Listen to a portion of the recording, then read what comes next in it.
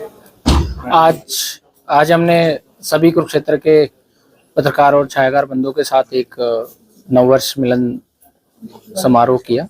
और सभी के सुझाव, महत्वपूर्ण सुझाव यहाँ पे आए। कैसे कुरुक्षेत्र को 2026 में पर्यटन में आगे ले जाया जाए, कैसे जो आमजन की सुविधा की दृष्टि से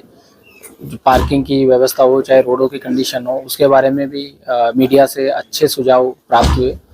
साथ ही जो सरकार की महत्वपूर्ण योजनाएं हैं उनको कैसे आमजन तक पहुंचाने में मीडिया का रोल रहता है, उस पर भी चर्चा हुई। तो 2026 में हम सब मिलके कुरुक्षेत्र के विकास पे आगे कार्य करेंगे। साथ ही मीडिया बंधुओं से और कुरुक्षेत्र वासियों से मेरा अनुरोध है कि आगे स्वच्छ सर्वेक्षण होना है, जिसमें हमारी पांचों जो म्यूनसिपैलिटी है उनको आंका जाएगा और उसमें आप सबका सहयोग अपेक्षित रहेगा कि कैसे हम बेटर कर सकें और राज्य स्तर और राष्ट्रीय स्तर पे हम एक अच्छी रैंक ला पाएं और वो ना केवल सिर्फ सर्वेक्षण में रैंक का, वो धरातल में भी बदलाव दिखे। और उसमें जो है आप लोगों के सुझाव, चाहे वो ई समाधान ऐप के माध्यम से, चाहे स्वच्छता ऐप के माध्यम से, चाहे मीडिया के माध्यम से, व्हाट्सएप के माध्यम से, आप मुझे, डीएमसी को या हमारे जो भी सेक्रेटरी म्यूनसिपैलिटी है उसको भेजें। तो इसमें आप सबका सहयोग अपेक्षित रहेगा। साथ ही नए वर्ष में इंफ्रास्ट्रक्चर के जो महत्वपूर्ण प्रोजेक्ट हैं या गवर्नमेंट की जो नई योजनाएं हैं उनको भी धरातल में लागू करने में प्रशासन कोई कमी नहीं छोड़ेगा। माननीय मुख्यमंत्री जी के दिशा निर्देश में कुरुक्षेत्र को नंबर 1 न केवल स्वच्छता में बट पर्यटन में, चाहे जो देश के विभिन्न जो पर्यटन स्थल हैं उनकी तर्ज पे या उनसे बेहतर सुविधाएं यहाँ पे मिले, ताकि दिल्ली, एनसीआर, चंडीगढ़, पंजाब, राजस्थान और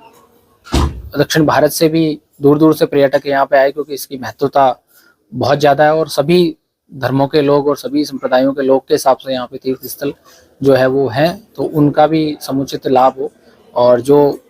होटल्स हैं या टूर ऑपरेटर्स हैं उनको भी प्रमोट करेंगे ताकि वहाँ आए और एक जो यहाँ से आदमी जा रहा है उसको ना केवल विजिट का एक अच्छा अनुभव हो, बस उसके रहने, खाने पीने का भी वो एक अच्छी यादें लेके जाए। तो इस दृष्टि में आज की जो ये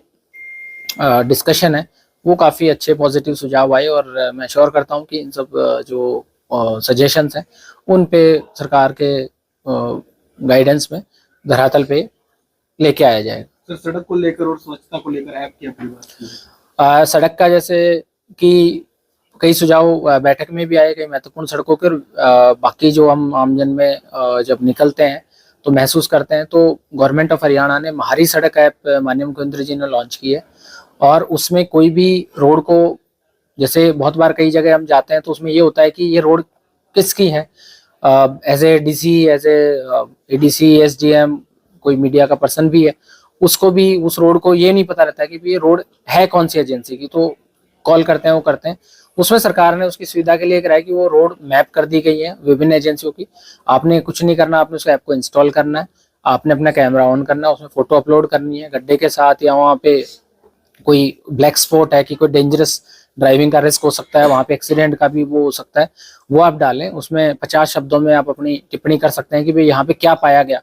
और उसके बाद वो जो एजेंसी है उसको वो चला जाता है, वो एजेंसी उसका निष्पादन करती है। निष्पादन के बाद आपके ऐप में ही मैसेज आ जाएगा कि क्या आप संतुष्ट हैं, वो फोटो अपलोड करेंगे उसको, तो आप उस पर यस और नो भी कर सकते हैं। अगर नो किया तो वापस विभाग को जाएगा कि वापस आपसे रिपोर्ट लें। आपसे सीएम ऑफिस की तरफ से भी फीडबैक कॉल आएगा कि क्या आप संतुष्ट हैं। तो वो एक मैकेनिज्म है जिसमें आमजन को या किसी भी पर्सन को अब बार बार इधर उधर वेट नहीं करना पड़े, दफ्तर कार्यालयों में चक्कर लगाना पड़े। वो अधिकारियों की नैतिक जिम्मेदारी है कि उन रोड्स की जो कंडीशंस है उनको ठीक किया जाए। साथ ही कुछ रोड्स की चर्चा हुई यहाँ पे, जो महत्वपूर्ण शहर की सड़कें हैं या शहर को जो कनेक्ट करती है गाँव से, उनका जैसा कि अधिकारियों ने पीछे मीटिंग भी हुई थी, तो 15 फरवरी का एक समय दिया है कि उन रोडों को ठीक कंडीशन में कर दिया जाएगा। इसके अतिरिक्त जो स्वच्छता की ऐप है उसमें भी जैसे स्वच्छता और ई समाधान ऐप में आप किसी तरह की, चाहे स्ट्रीट लाइट की हो, चाहे स्ट्रे कैटल की शिकायत हो, चाहे टॉयलेट क्लीनिंग की शिकायत हो, आप उस पर डाल सकते हैं और वो विभाग के पास चली जाती है। विभाग उसमें अगेन रिपोर्ट डालता है और फिर आप पे मैसेज आता है कि आप क्या संतुष्ट है या नहीं है। तो इसको ज्यादा से ज्यादा लोग यूज करके और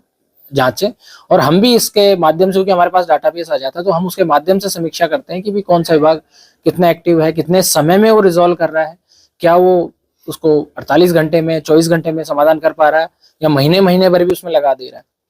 तो उससे उसकी जवाबदेही और जिम्मेदारी भी तय की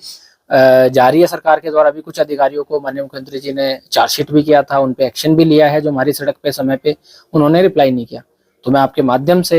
कुरुक्षेत्र वासियों को भी अपील करूंगा कि इन ऐप्स के माध्यम से जो सरकार ने बनाई है उनका यूज करें, सरकार को सजेशन दें और हम बदलाव लाएंगे और आपके सहयोग से कुरुक्षेत्र जो है वो आगे बढ़ेगा। Thank you.